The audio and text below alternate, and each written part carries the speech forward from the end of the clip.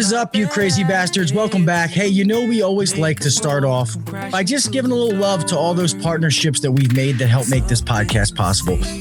First and foremost is always going to be our friends over at Yellow Jacket. Guys, if you guys are looking, you know, we're all out there, we're making that money, we're all stuffing that money in our pockets this time of year. You're trying to upgrade your gear, buy some new stuff. Check out some of Yellow Jacket's new products. If you're one of the people that you already bought the P51870, they now have all the wireless probes out there, temperature, humidity, the clamps. They have a couple of different kits. Please go check them out. They have a new scale coming out that is, it's an awesome scale. I cannot wait to get my hands on it. And they also have another leak detector. And guys, I always say this, and I don't ever blow smoke up anybody's ass. You guys know me by now. Yellow Jacket is not always in the forefront as far as the first people to come out with something. But one thing I love Yellow Jacket for is because it's built like a tank. Every time I need one of their products, guess what? It works. I turn it on. It's there when I need it. It's not a fancy pile of shit that looks great but doesn't work. It's reliable, and I love it. So guys, tools are getting more expensive and more expensive. I tell you to take a look at Yellow Jacket's new products. You won't, I mean, I promise you won't regret it. I love all the stuff that I have from them. So guys, go to www.yellowjacket.com and check out all of their new products. And remember, 70 years of expertise built into every tool. Next is going to be more on the lines if you're trying to get new gear. If you don't want Yellow Jacket, go over and see our friends at True Tech Tools.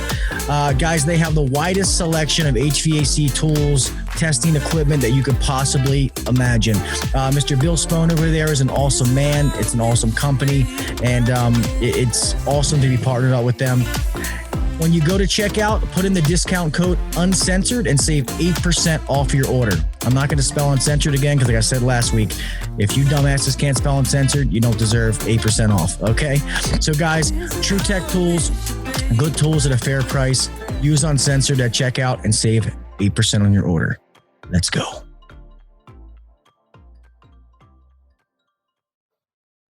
I pledge allegiance to the flag of the United States of America and to the republic for which it stands. One nation, under God, indivisible, with liberty and justice for all. God bless the United States, and thank you to all of our global listeners. On to the show. If you're trying to take your HVAC game to the next level, then buckle your seatbelt, crank up the volume, and try not to be offended, because you're listening to the HVAC Uncensored podcast with Gil Cavey and Kelley McKay. Now, here's Gil and Kelley. Yo, what's up, everybody? Welcome back to episode 90 of the HVAC Uncensored podcast. I am your host, yours truly, Gil Cavey Jr., sitting alongside the one and only HVAC millionaire, Kelley Mother Effin McKay. What's up, brother? Oh, I like the way you announce me. That's pretty cool. Yeah, I was feeling right. No, I'm excited, man. Tonight we got a great guest.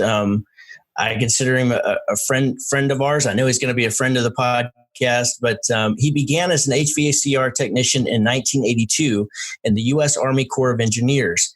He worked as a light commercial and refrigeration service tech for about 6 years before launching his own HVACR business. Later, he sold that, and then he worked for manufacturers such as Lennox, American Standard, and Goodman for over 15 years, primarily as a territory manager. But he also had some sales trainer and field technical consultant responsibilities as well.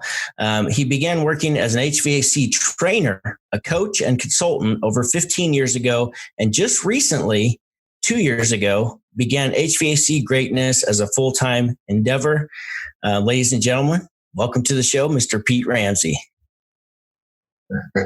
Hey guys, I can't stop laughing. You call your customers bastards. This is hilarious. Oh my gosh, your listeners bastards. That's so funny.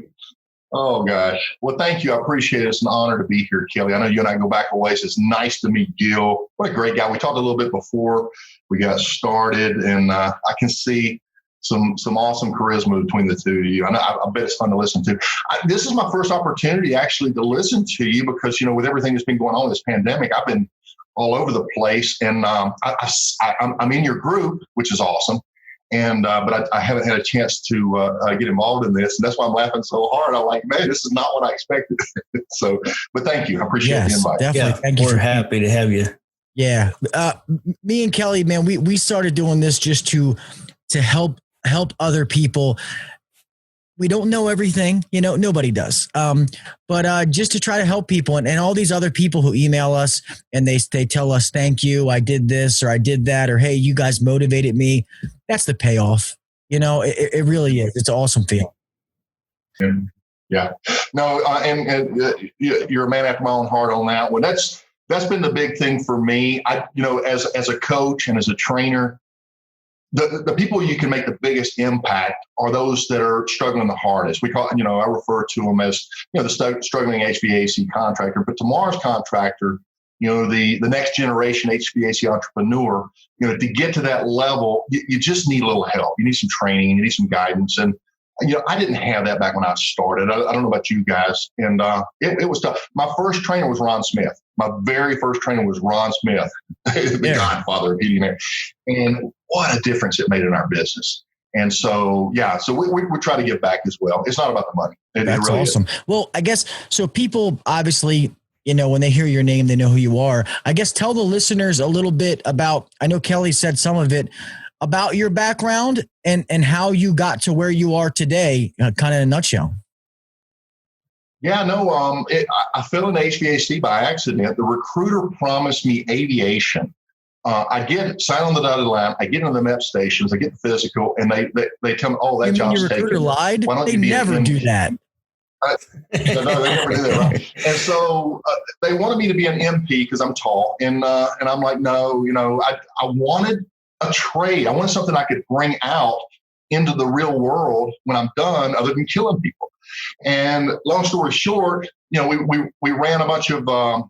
They ran back through the system several times, and something came up called 52 Charlie, which is utilities, equipment repair, heating, air conditioning, refrigeration, pneumatics, and turbine generation. And so I got involved in that. It was really cool. When I left, I moved to Dallas, Texas. I was a junior service tech. Did that for a while.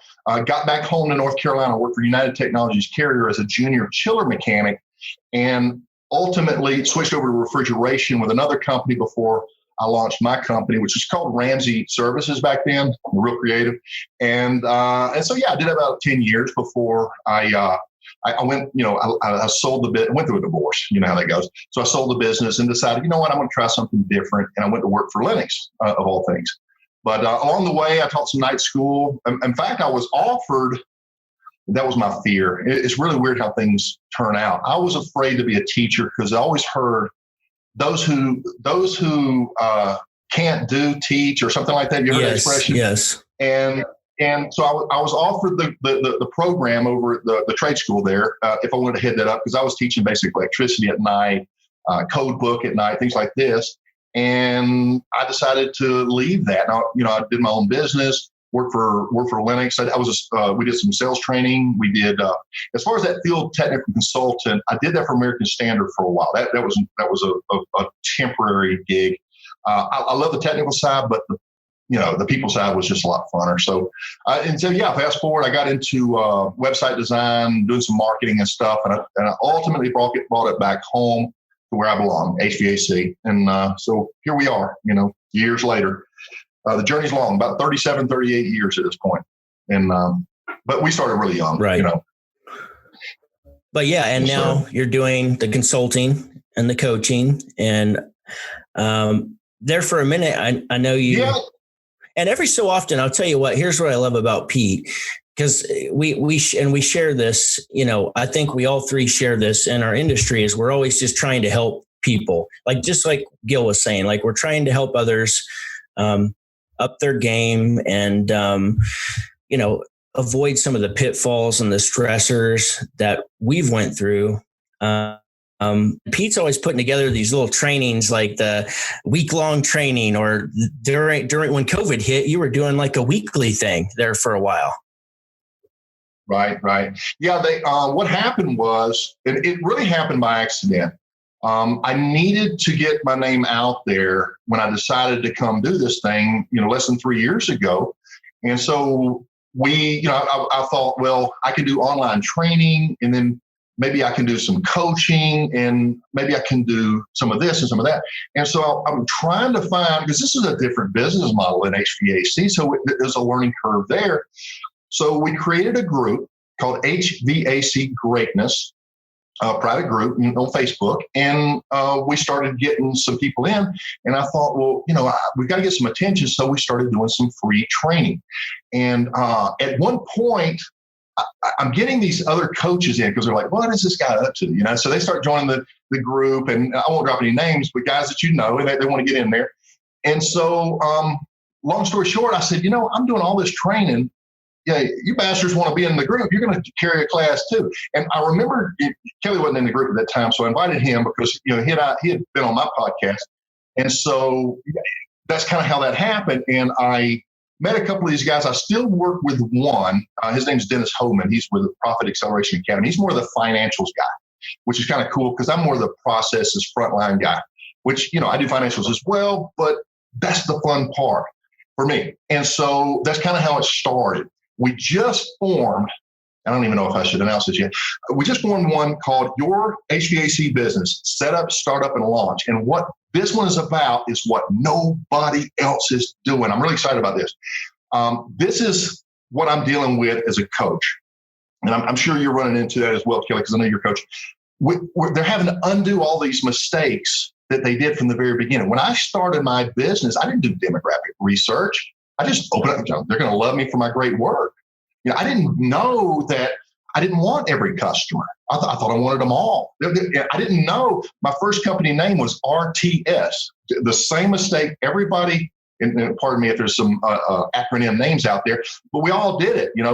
Your first name and your wife's first name, A and B, heating and air, whatever, Yeah. And so people do that for their own personal selfish reasons, maybe a little bit of ego.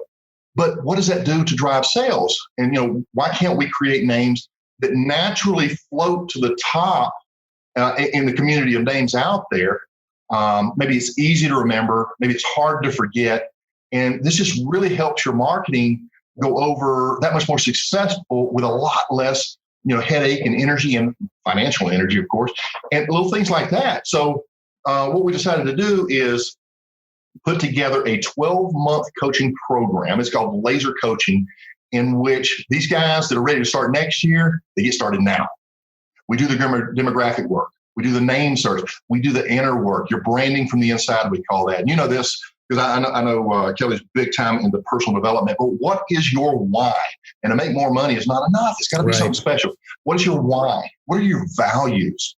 What values do your customers appreciate in you and keep calling you back for? You got to dig to find out what that is. And then once you learn what that is and you start to feature that, guess what? You attract a different customer avatar. Because people respond, there's 3 types of marketing: external, there's internal, and there's philosophical. The external is heating and air. We all know that one. But it's that internal pain that make people move forward, or that internal gain that make people move forward. And they justify it with a philosophical, because life's too short, or what have you. And then your story brand and the hero's journey and all the other elements that come into your marketing message. And that's on the external. And then you develop your processes to deliver that on the internal. People call us back, not because that line set is perfect and the braze has minimal solder on it and everything's level and it's beautiful. We look at it and pat each other on the back. The customers look at it and go, oh, it's an AC or it's a furnace, right? And they don't get that. They call us back for their own internal reasons. And so we got to learn to address that. That's what HVAC Greatness is about. It's about stepping into your greatness. Find out what that is. Feature it, make that part of your unique image and delivering that message and attracting the right kind of customers. Would it be nice to advertise, your message and it not be about price? It'd be about something deeper and that customer, those customers, they don't care what you charge. They're going to do business with you. That's what it's about. And that takes time. There's no shortcut. No. There's no maybe shortcut. If I go to where I'm going to go and I start over, maybe I will join your program and Man, and do it got step by step. We'll take care of you. You know that. You know that. So no. So we started with Ramsey Media. My last name's Ramsey, and so I was doing some website development and some video marketing and stuff because it was really doing well. And we decided to do the HVAC Greatness, but I had an old domain called HVAC from A to Z.com. All these are suspended right now. We're redoing the whole platform. I'm really excited about this, but that's where the school is going to be because I'm using Thinkific right now. I think Kelley is too. It's a good platform, but we decided to do that. And then we're taking it a step farther. There's one more.com. It's called the HVAC X Factor. And that's that one thing. What is that? Why is it that company can come out and get top dollar and I can't? They're $1,000 higher than I am, $2,000 higher than I am. They got the job and I put the same thing in there. What is the difference? And it's that X factor. It really is duplicatable if you know how to do it. And so that's what we talk about, not just for the owner, because once you get your vision as a business owner and you got that boat rowing in the right direction, but your technicians are rowing in a different direction, it's not going to work. So it's about creating a culture. That's what it's about.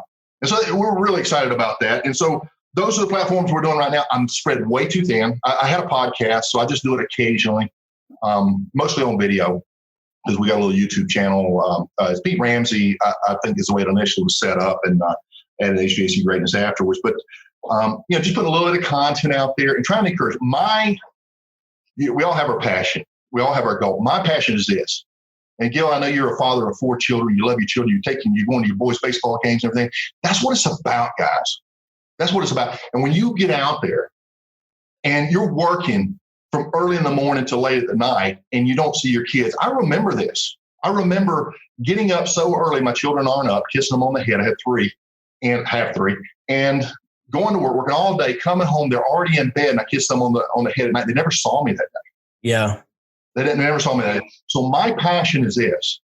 I want to give Mrs. HVAC contractor and their children their husband and their daddy back. And you can do this without busting your ass all summer long, working all these long hours just to make enough money to carry you through the year. That's not the right way to do it. There is a smart way to do it. It takes work. It takes time. Yeah. But when you get there, it's so worth it. It's so worth it. And that's where the why comes in, because just what you said is that it is hard. It's not going to be easy to get there. There's a lot of work that has to be put in, and the why is not there. You're liable to give up when the going gets tough. And so you have to have a big why. And I know it's cliche now. Everybody says it, but you have to really grasp the truth of that it really does matter. Yes.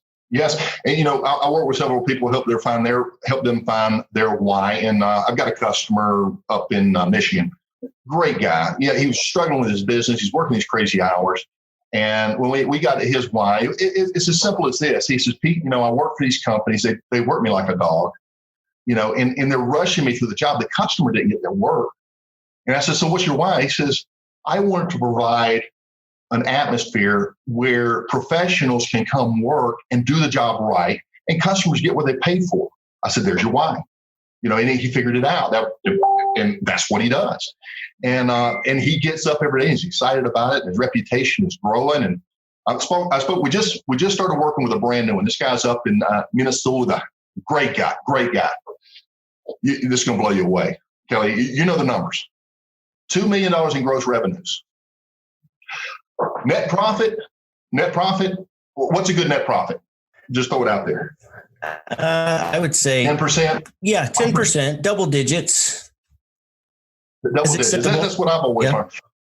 This guy he bought a 40-some-year-old company. He is at a 30% net profit. I said, no, hang on a minute.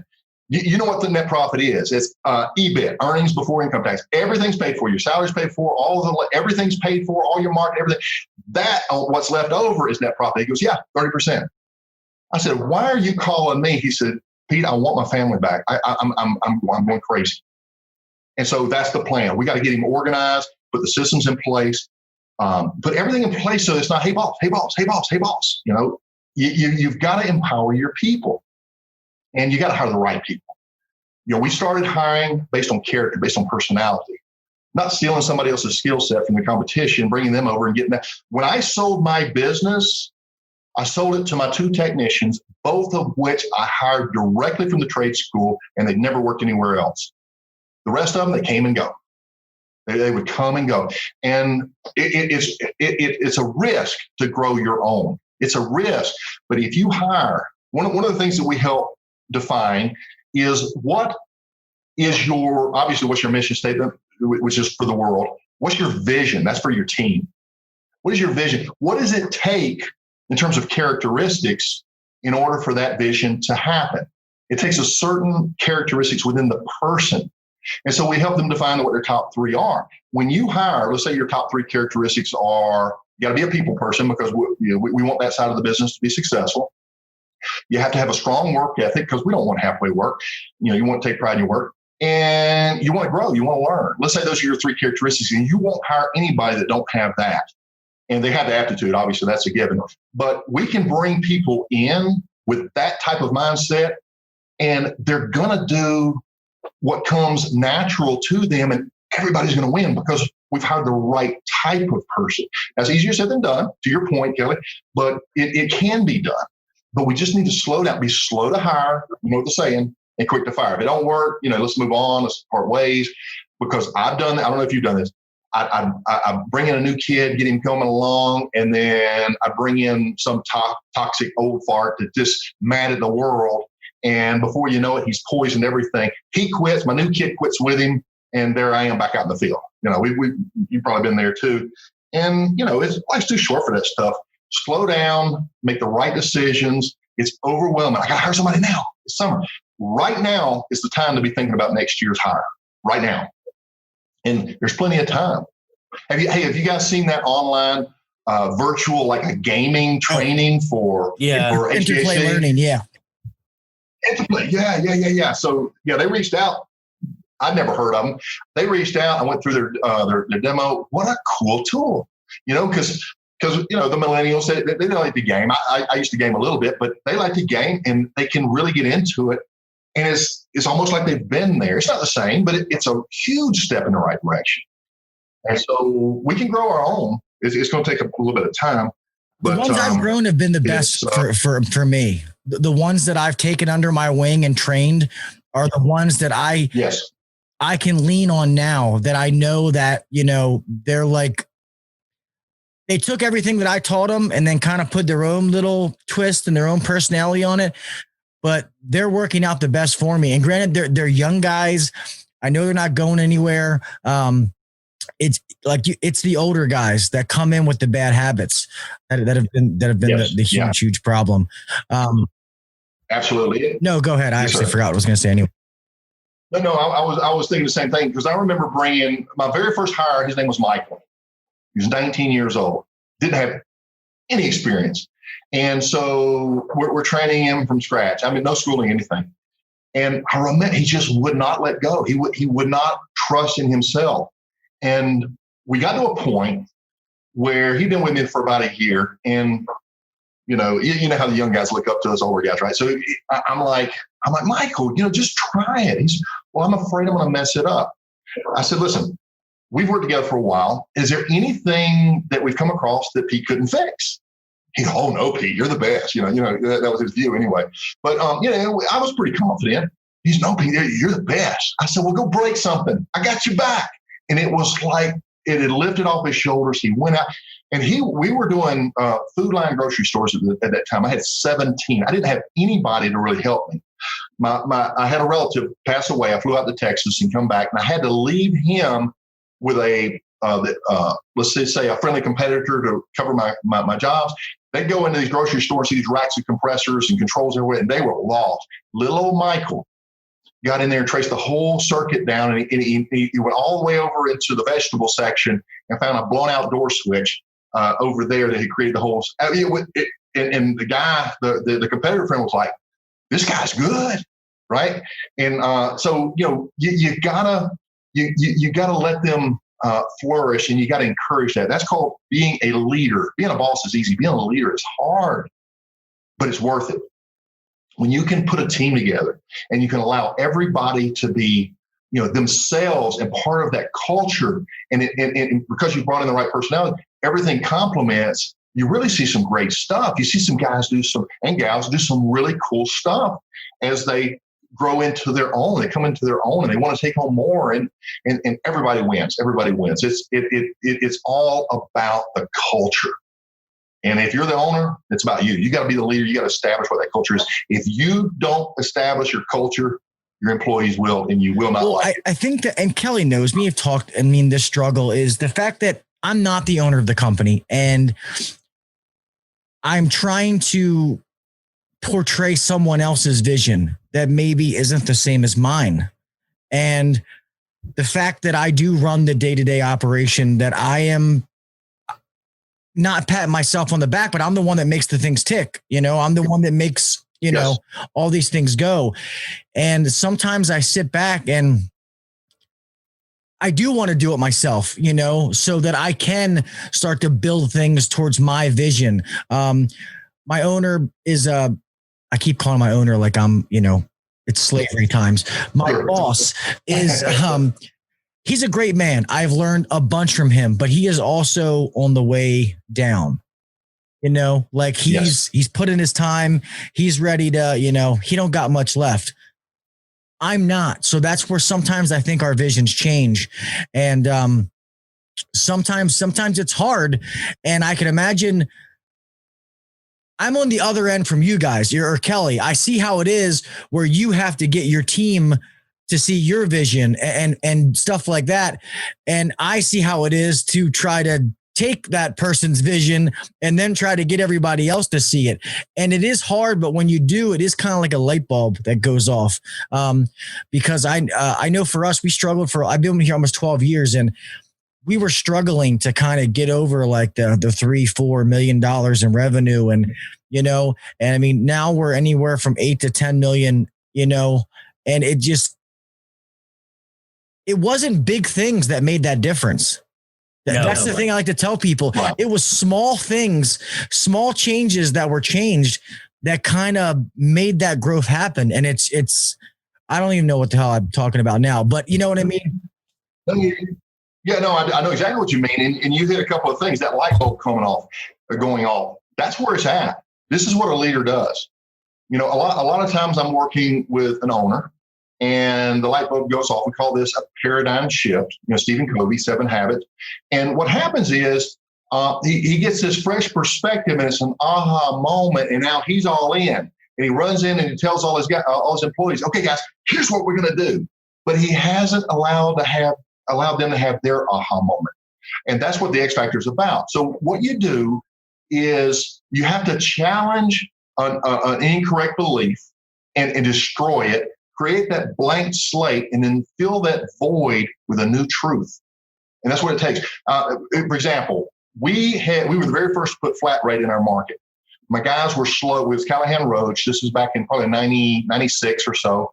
And the guys were struggling with it. Man, this is too high. And I think it was based on $120. Yeah, $120 an hour way back then.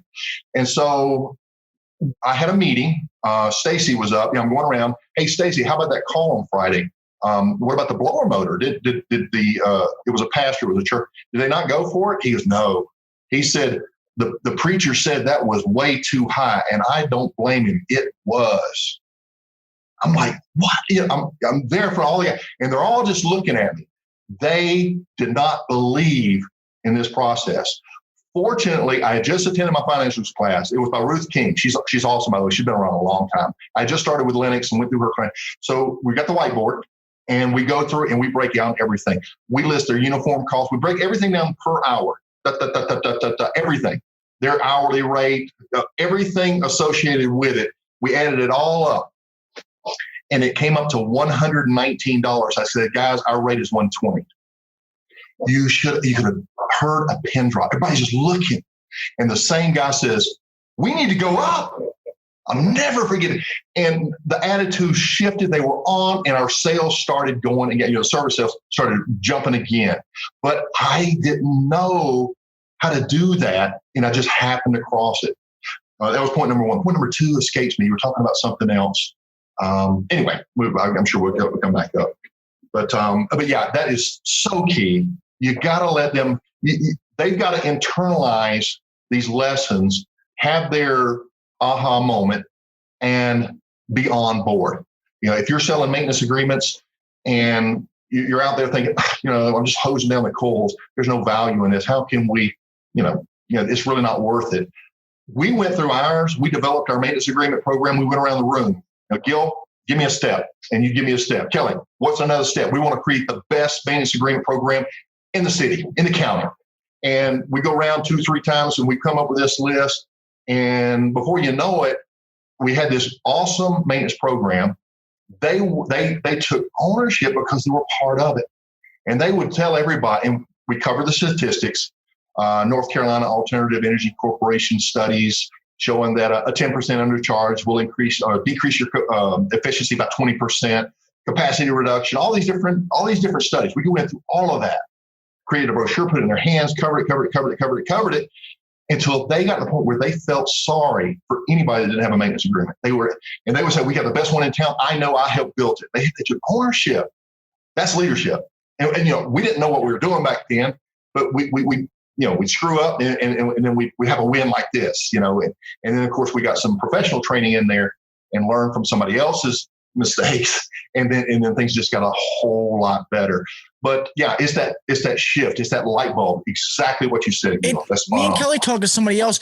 I think that's what works when you let the employees, don't hide the financials from them, because then that's when they think, oh, the owner's sitting back counting his money while we bust our ass. When you show them, we talk to, Kelley, where was the dollar bill thing? Yeah, I was going to talk about that. James Leichter. Yeah.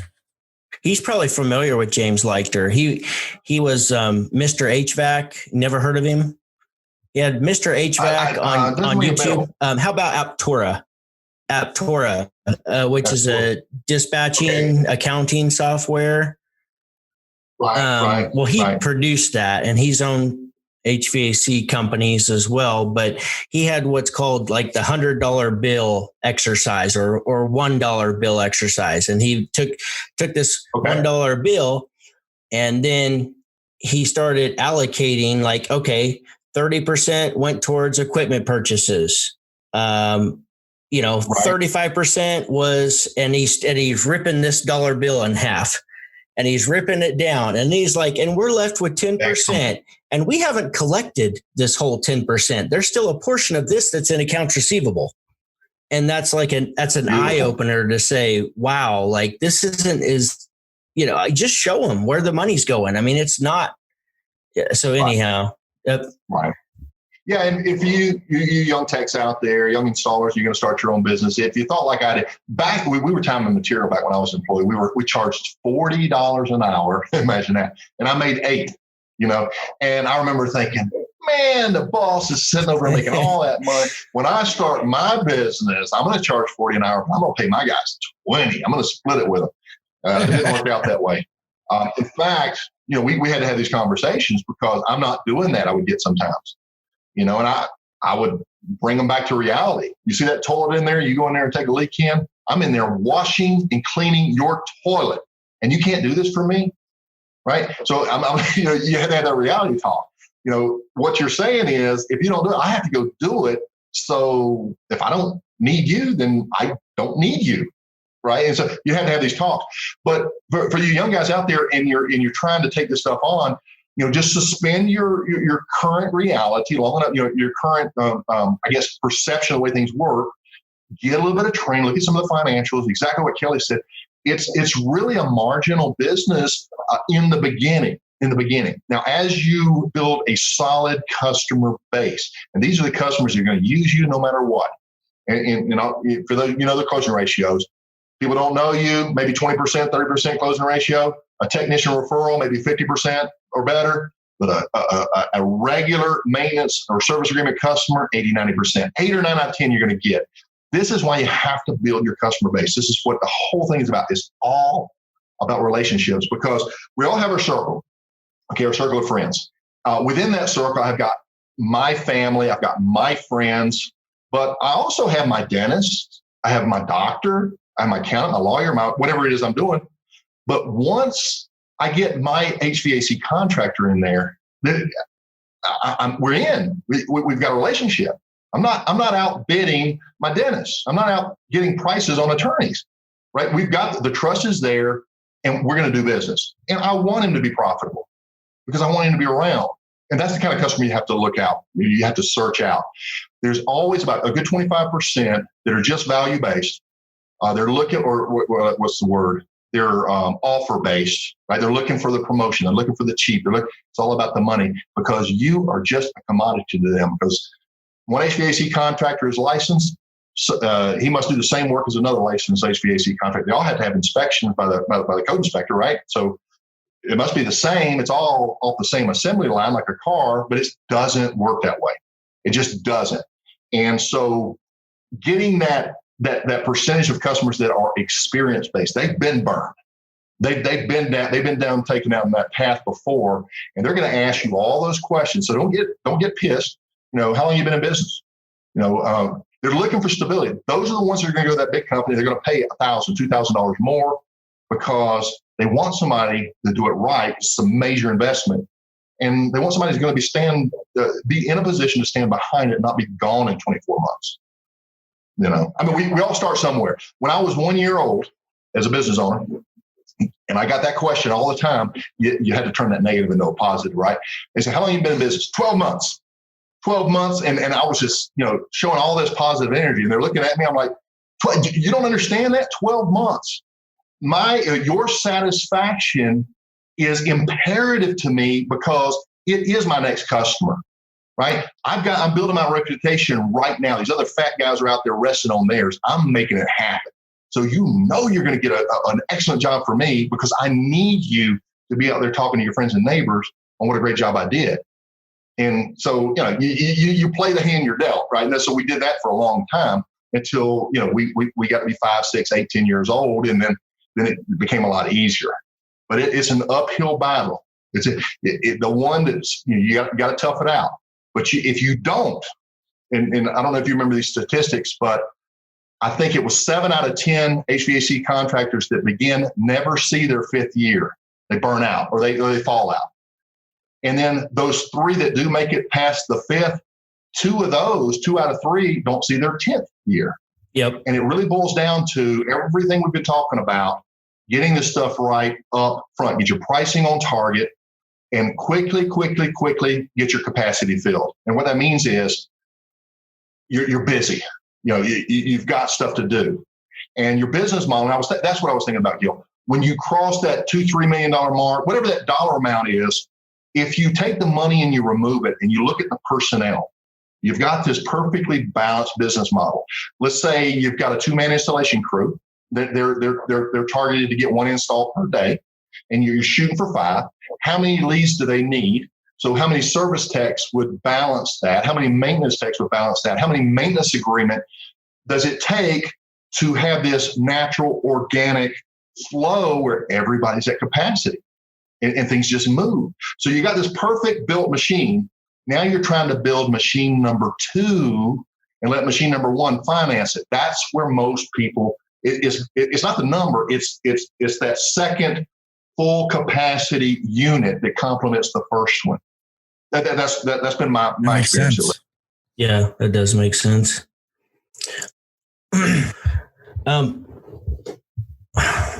I have like 100 different thoughts and I can't remember because Pete just keeps talking and then I lose it and then I get on to the next thing. So I can't remember what I was going to say because there's 100 different thoughts going through my mind. One of the things was, and I feel like we're going back here. Sorry, Kelley, I'm writing some of these down for you. Taking some notes. It's my old typewriter. I play it every once in a while. It won't turn off. Sound effect. Sorry, I just had to piss Kelley off. I didn't know what the heck that was. No, but I want to like let's step back to where we first started talking here tonight, and you were talking about that guy that was so profitable, but he's like he's burning both ends of the candle. he's ready Yes. to he's liable to give himself a heart attack and Yes.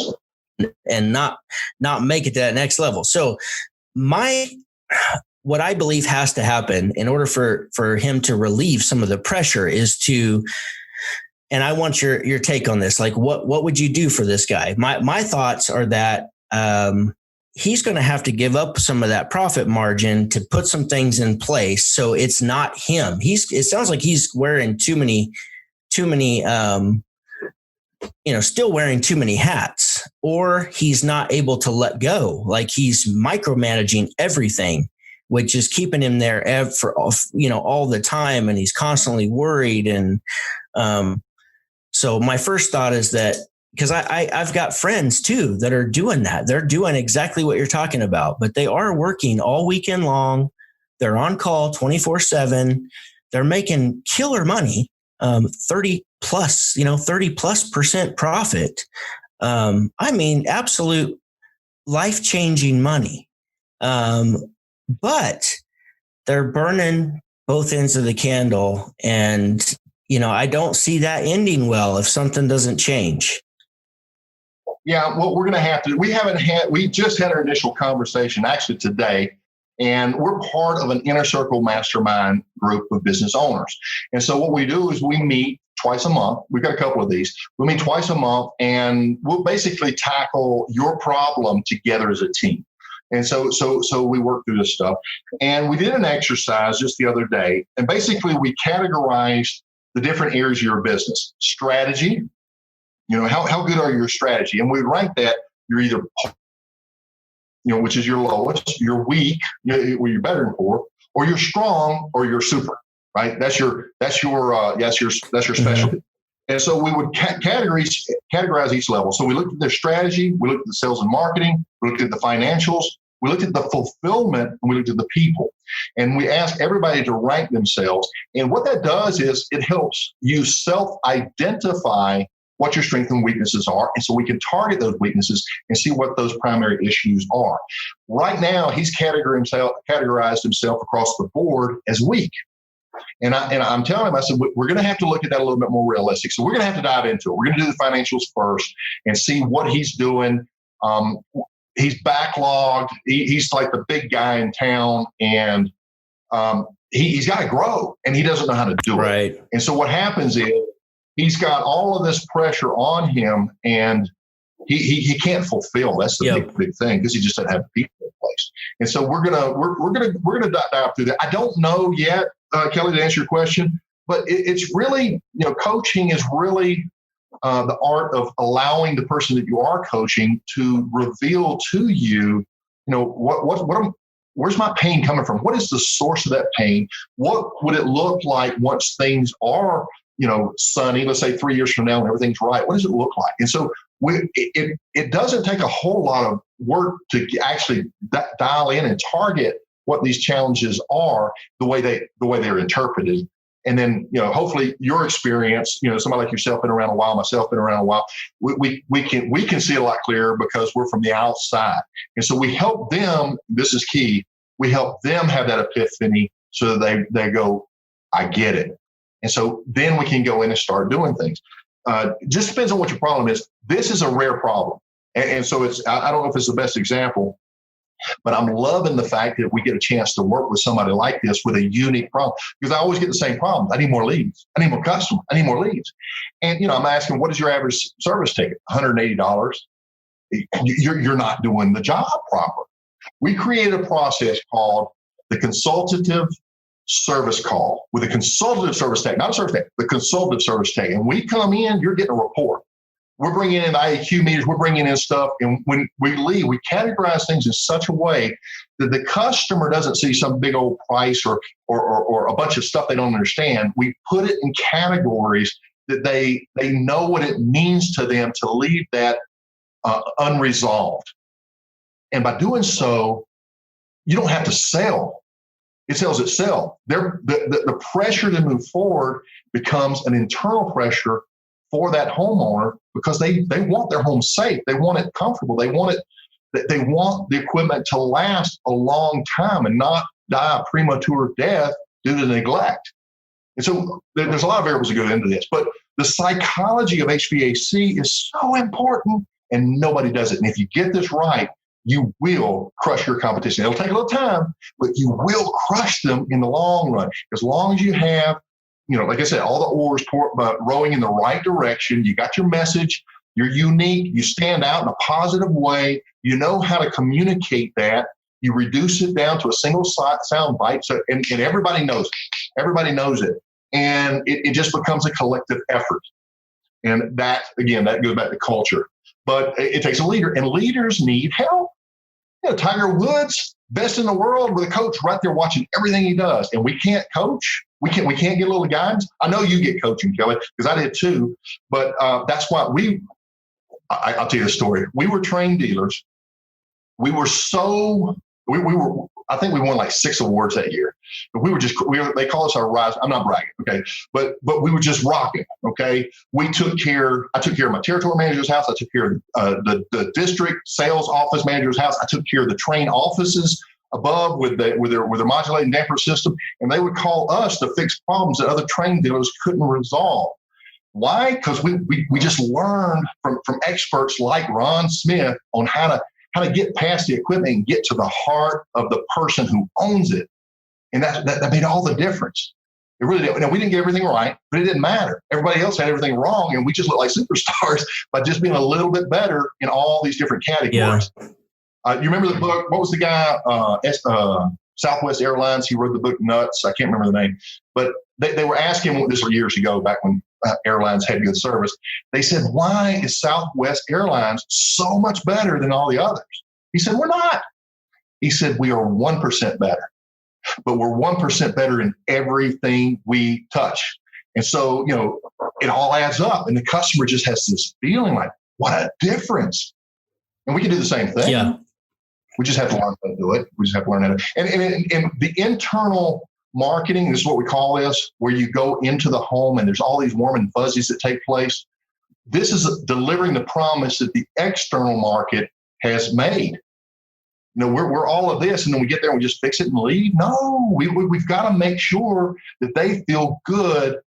When you go in for a $200-300 repair and you leave with $1,500, $2,000 worth of correcting all this stuff, they need to feel good about that. And when you get reviews, I remember the review. It's one of my customers. He's great. I mean, he's really good. Goes in, he gets a $2,500 ticket on what was a basic repair, a couple $100. The customer leaves a review on Google. This is how the customer interpreted this. He said, I've had companies smaller out there, out here at my house. I've had companies bigger out here at my house, but nobody was as thorough as this company. I highly recommend them. He was elated to spend that $2,500 knowing that everything was right. Fixing that undersized return and the carbon monoxide detector because you got a furnace in here. All these different things, light and surge protection to protect that solid state board, all these things that nobody else is putting in because, well, that costs too much money. I want a job. Let's trim that down. There's people that want the opposite. There are people that want price, but the moment you throw everybody into the same category is the moment you isolate yourself from your best customers. And we say no for them. It's a crazy. We say no for them. Me and Kelley always say this. These technicians start acting like, oh, the customer can't afford that. You don't know what the hell that customer can afford.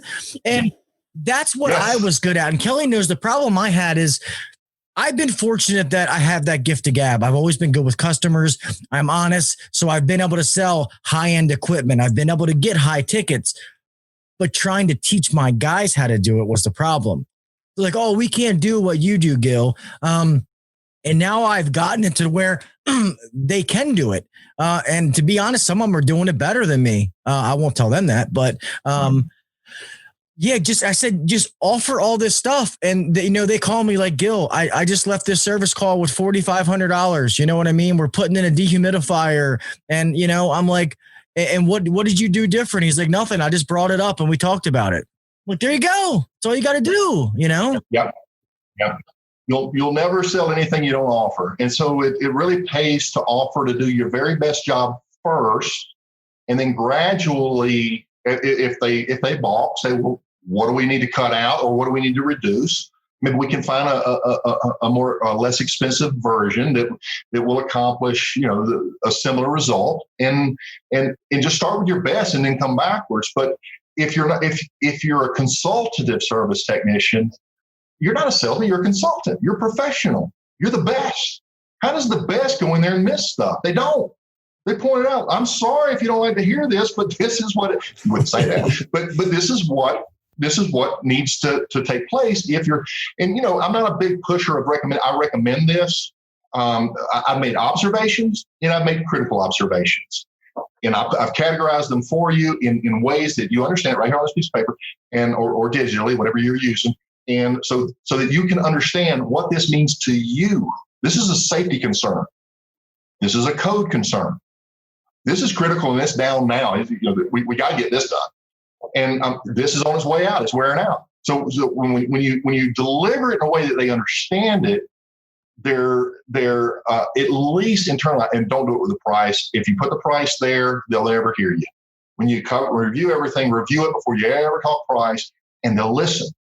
But if you throw a bunch of prices out, their brain goes on timeout or something, because we're kind of wired, we're kind of conditioned that way on some level. Not everybody, but a lot of us are, and we want to give those people an opportunity to get your best work as well. That's what it boils down to. But great point, Gil. I agree. Yeah, that's why in Service Titan, I some people think it's wrong, but I still do it. I don't show the line prices. It's just along the bottom, and I tell my guys, I'm like, I want options even for service calls. I want you to recommend everything that you see legitimately. Be honest, be fair. I don't want you to make shit up. That's not what we do here. But you offer everything.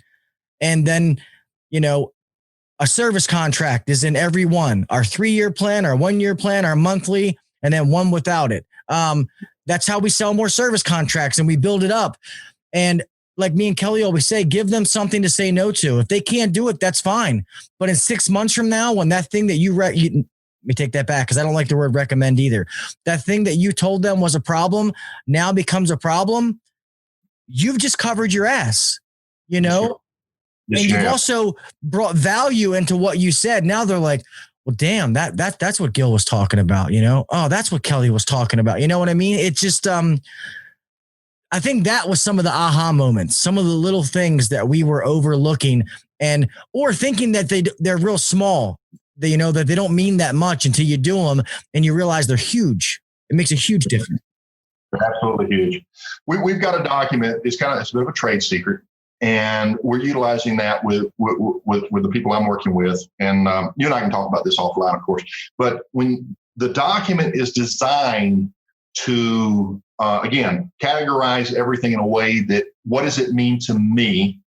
And it's a subconscious pressure that comes from the home owners or the equipment owners inward parts, as opposed to the technician saying, you need to do this, you're going to do it, and what have you. What happens is when you do it that way, you just shut up and say, here's what we found. What would you like to do? We haven't talked price yet. And so this part, we're really excited about this because there's nobody in the nation that's doing it quite like this. And so we're really excited about that. But the fact that we run our test runs on this, and all you do is fill this stuff out, and automatically your tickets will at least double. Don't even know what you're doing. You just fill in the blanks, it will at least double, because the document applies its own pressure. And you just step back. It's illustrated and everything else, obviously. That's how that's done.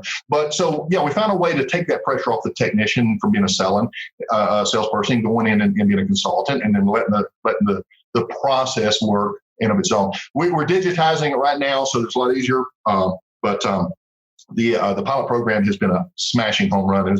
But anyway, the reason that's so important, that's why I'm lingering on this, is with everything that's been going on with the pandemic, this and the other, and we're seeing a lot of people that they're going through their cash, and they may be reluctant to spend $10,000, $12,000, $15,000 on a new system, and they may prefer that $2,000 to $3,000 system upgrade with what I've got, make sure I get all the life I can out of it.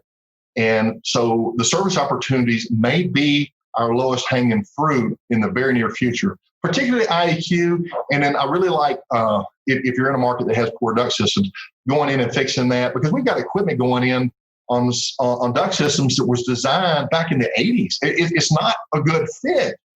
And, most of us are experts on taking what's there and making it right, but it's that application that we miss. And so understanding static pressure, understanding air distribution, and dehumidification, psychometrics, all these other things that sound, all the things that ultimately result in a satisfied owner experience. There's probably a better word for that. But ultimately, we can have a customer that is getting everything that, not just that they need, but that they want. It's something that that equipment that is averaging, if you're really down south, maybe you're going 10, 12 years. If you're up north, you're getting 15 years out of the system. But getting everything you can out of that, operating at full capacity, at the best efficiency it can, getting the long life out of it, knowing that it's safe, it's dependable, it's right. But, we just slop another unit up against this crappy duct system and expect it to keep going. And it does. It does for a while. The manufacturers do a great job. You can throw that stuff in, the worst duct work, and it'll last for 8-10 years, without too much trouble. But you're not doing your customer any favors by doing it that way. I know it's hard, but there is a process. We just have to adapt our style a little bit and make sure we're attracting the right kind of customers, because your cheap price hunters are always going to be out there. But maybe that's not the customer for you. I mean, we want to build our systems for the best, but we need to accommodate the rest. We got to have that balance, right? We have to have tiered offerings. But we're a lot more successful. We take a lot more pride in our work, in our craftsmanship, when we're allowed to do the level of work we love to do. And it starts with earning that trust. And trust is twofold. I should mention this. You can be the best HVAC guru to ever grace their presence, and they can misjudge you as less intelligent or less competent than the last guy that came in. So it's part of trust is establishing your credibility as a professional within the industry. And so that's part of your process. So how competent are you industry-wide? How competent are you in your industry locally in issues that tend to be consistent in this particular city or county, right? And how competent are you in this particular application within this homeowner's situation? And there are things that you can say and do that you don't brag on yourself. I'm the best. It's just the way that you communicate and interact with your customer, and you earn their trust in terms of your competence. And now it's time to earn their trust as a human being, displaying values, being morally correct, being even-handed. You need to do this. No, we can do this way or we can do that way. Which one do you recommend? I don't, but I will tell you the benefits of each. This is this way and that is that way, and this is your home, and I want you to make that decision because we want to do what's best for you. And really, people hate to be sold, but they love to buy. You got to give them options.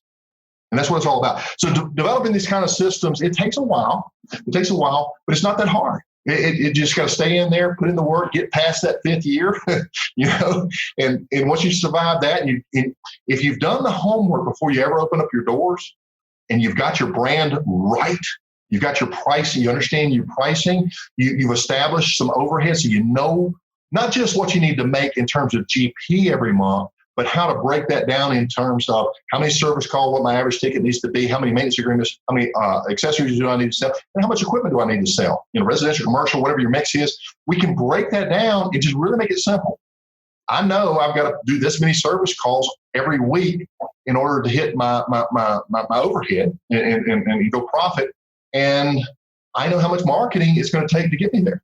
These are trial and error. We figure that stuff out. So it's there's a lot to it. It's multifaceted, obviously. And you guys know, I mean, you're in the struggle, you're in there every day.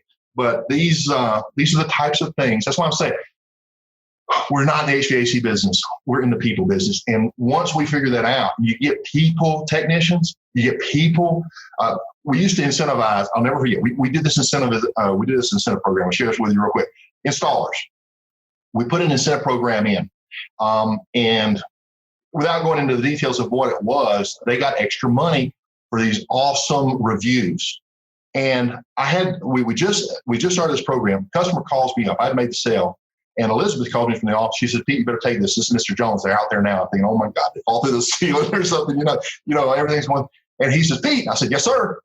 He said, where in the hell did you get these guys? I can say this where in the hell did you get these guys? And I said, is everything okay? He said, oh, everything okay? He said, man, these guys are fantastic. Where'd you find these guys? I've never seen. And all it was taking your team and putting them in the right mindset by sharing the rewards with them, and we had the stick. We didn't just have the carrot. So we had the balance. And that's when the lights started coming on for us. And we really, really, really made an impact on that market. Biggest guy in town hated us. We were taking work left and right. And we screwed up. I screwed up all the time.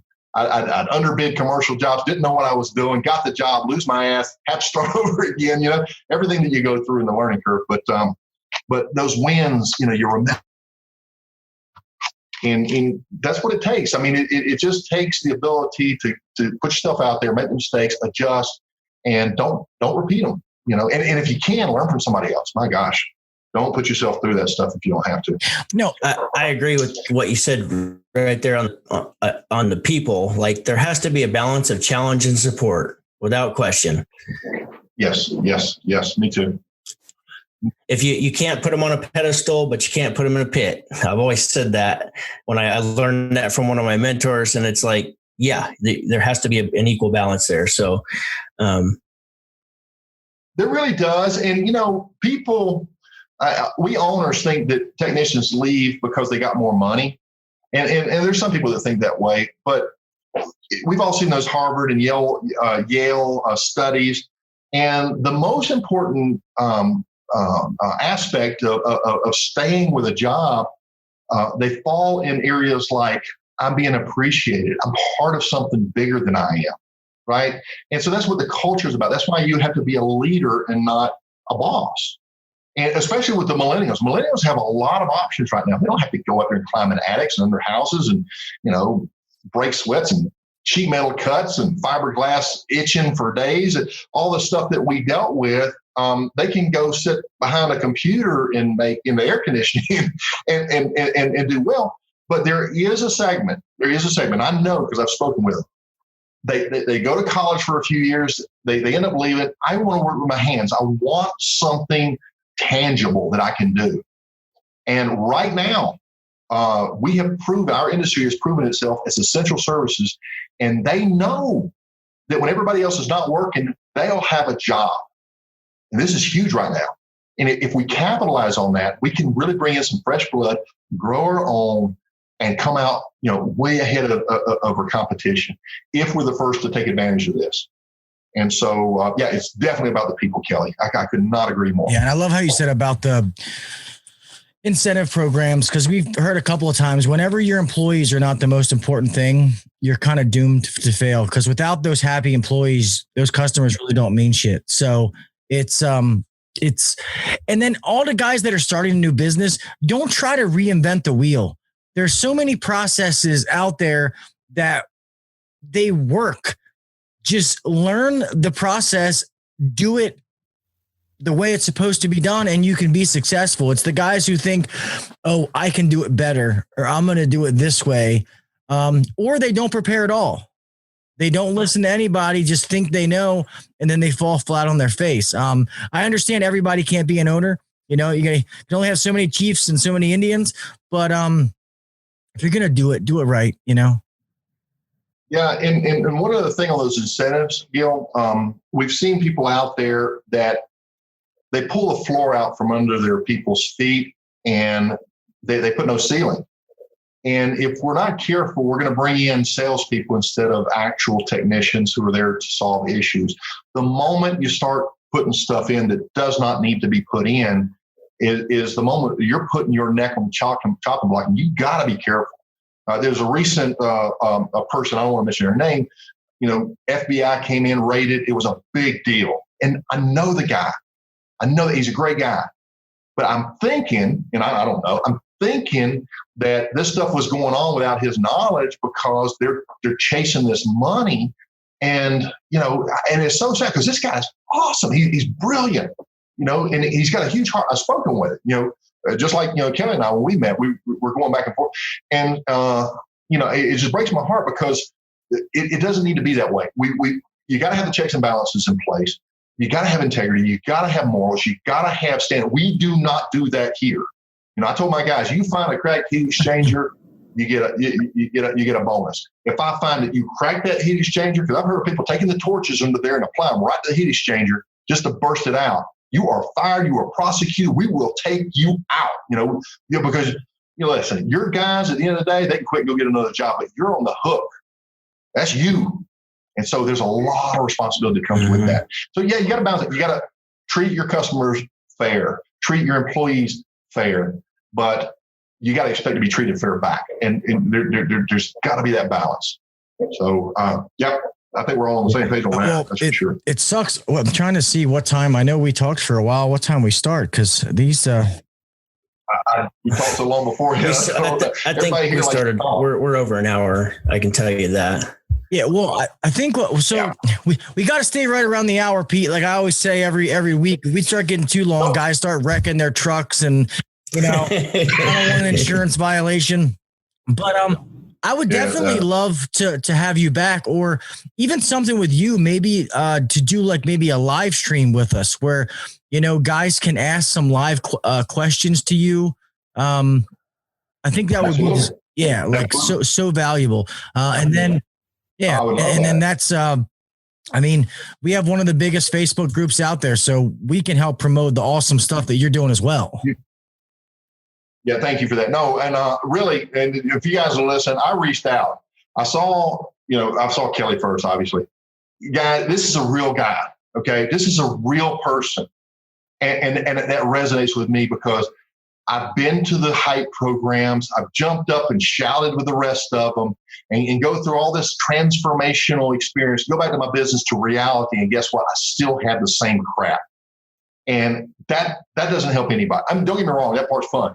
But when it comes down, we have to be practical and common sense. And that's what attracted me to Kelley McKay. And now I can see that Gil's the same way. And that's what you got to be. If you're going to be successful, you got to be real. Because, flash in the pan, all that good stuff, it's temporary. But if you want to be around for the long haul, you got to treat your customers right, and you got to take care of your employees. No question. Yes, for sure. Couldn't agree more. I think, we could sit here and talk all night, I feel like. So yeah, I know. We'll have to have you back on, Pete, for sure. And definitely welcome anytime. So, thank you. One of the things that we tackle all the time, and Gil and I talk about it all the time, but it's and I can tell you a book that helped me for whatever reason. I think it was 4 to 5 years ago. I cannot remember exactly, but it's of all people, Grant Cardone, who's super flashy and blah, blah, blah in your face. People usually hate him or they love him, but he wrote a book called Sell or Be Sold. And for some reason, that book just resonated with me. The way he communicated the fact that you have value. And because it's when we're talking about the technicians offering these things and, instantly doubling their service tickets just because they're providing more solutions, it's something that they still can have this internal psychological block to have the guts to say it's going to be $4,000, to get this done. And so in order to overcome that, I do recommend people just listen to that book, because he's just every day. And I've done a video on this before. You got to first sell yourself. You got to know that you are providing the best service possible, the best service that you know how to provide. And you got to believe it. You got to believe in yourself. Yeah. And if that doesn't happen, then the customer, and you got to have this underlying enthusiasm too about it. When you do tell the customer, this bubbling enthusiasm just below the surface that allows them to know that, because emotions are contagious, man. They absolutely are contagious. There was actually like a studies done, and I could talk on and on about that, but they feel your emotion. I think sales is Exactly. Sales has been defined as the transfer of emotion. I'm excited about it, and you buy into it. And thank you for clarifying that, Kelley. There's a lot of good content out there, a lot of flash. Well, I call it icing to the cake, but a lot of people are just icing. They don't have any substance. But guys like the example you just gave, they've got the cake too, right? And so, we work on our substance first. And obviously, we've got to have that appeal, so we have to have a little icing on the top. But it's a balance, and we take who we are. We don't want to change that, but we do want to enlarge it, right? So we want to add to it and add to it. Before you know it, you're a bigger person. You have more skills. You have more depth. You have more insight. And so ultimately you'll have more success. So we always have to grow. We just have to grow. And I didn't mean to sound like I was I didn't even mean for that. Yeah. I wasn't trying to say, I know exactly what you're saying. I didn't take it that way, but I didn't take it that way, but I didn't want to clarify that because some of my best lessons came from these high achievers and everything else. But within our industry, at the end of the day, when it comes back, it's just you and your team, right? And so you have to be that inspiration. That's what leadership is. You have to be the person that everybody gets fired up and come be a part of. They want to follow your lead. And, it helps if you have your team. Consider a business mastermind group. Consider, coaching. Consider being part of something that gets you fired up. And you're going to get in there and you're going to outdo that other company because you're excited about what you're doing, and it enriches the entire experience. But it all starts with you. And if you already know it all, well, we can't teach you anything then, But if you maintain that humility and you're always growing, you're always learning. The moment you start having a little bit of success, and I see this all the time. I don't need this. I don't need that. Because they've had that. Success breeds confidence, but if we're not careful, it will breed arrogance. And once we hit that tipping point, you're doomed to fall, right? What's the saying? The pride always comes before the fall, or whatever the expression is. It just is. So maintain your humility, be honest, be sincere, do things right, and look for mentors. And if they're through books and audio programs or what have you, just get involved. Go out there and make it happen for yourself. Yeah, absolutely. The day you stop learning is the day that you're going to start going backwards. Every day that you're in this business, every day that you open your eyes, you should be getting better and learning something, whether it's in an industry, it's about yourself, how to do better in life. You have to be learning something every day. And if you're not, then something's wrong. Yeah. Amen. Amen. Couldn't say better. Let's close this out, gentlemen. Pete, it was so nice to meet you. I look forward to speak with you definitely more. Thank you so much for coming on. This has been awesome. We definitely have to set something up. It kind of sucks. These things are only an hour. But we will definitely set something up. We appreciate you. We know you're busy, so we'll work around your schedule for sure. Yeah, no worries. I've got 5 websites. We're redoing everything, so I can't be searched there. So just email me, HVAC Greatness. I use Gmail, HVAC Greatness at Gmail. And if you want to reach out, and we're here. We're doing a lot of stuff. I'm going to be working with you guys. I know Kelley wants to do some projects together, so hopefully we'll cross paths intentionally multiple times going forward.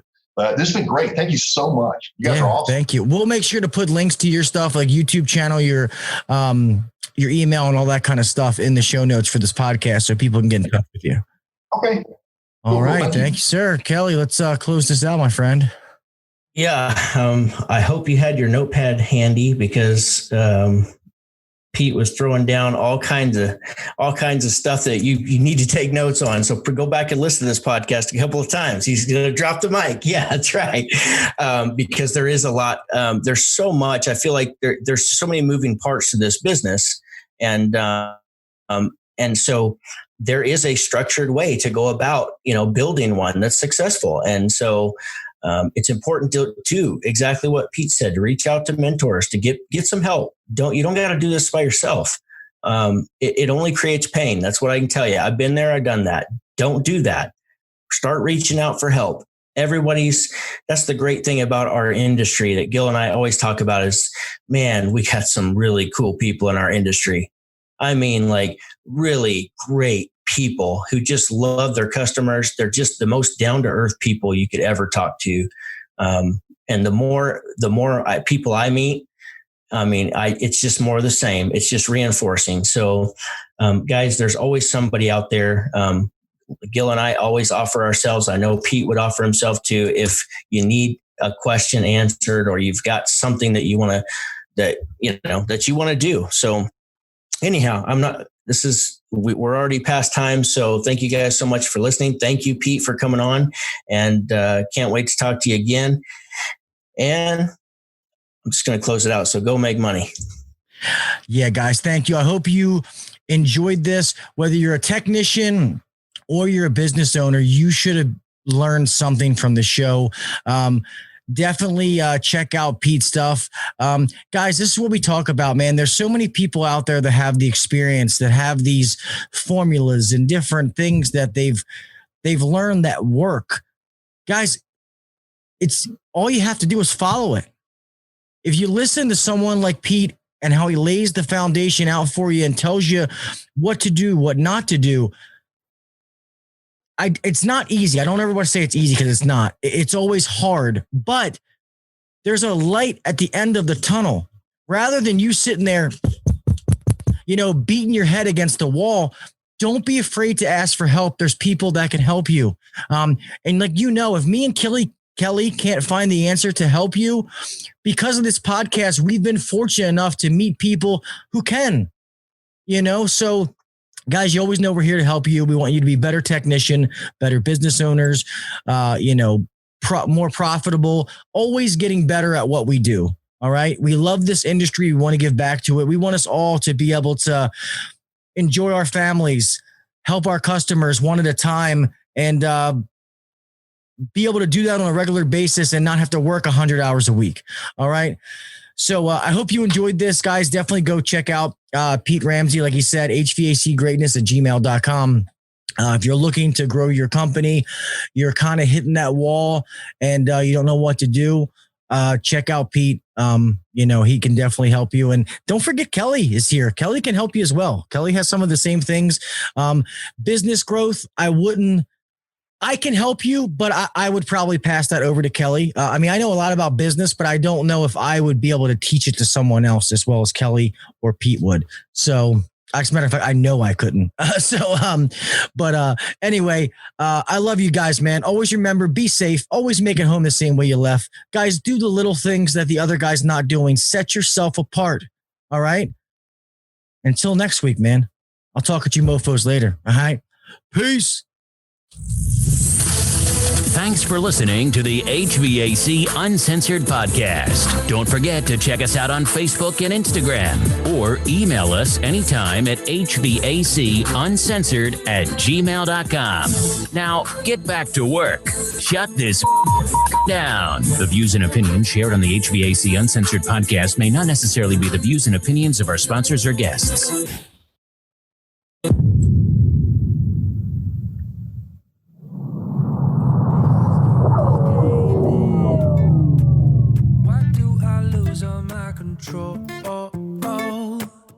I keep on letting my bad habits make us both come crashing to the floor. Something to save us, close but we're strangers, feel like we're far apart. Stripping down the middle, I'm stripping down the middle, I'm stripping down the middle. This is not what we should be, trying to get the best of me.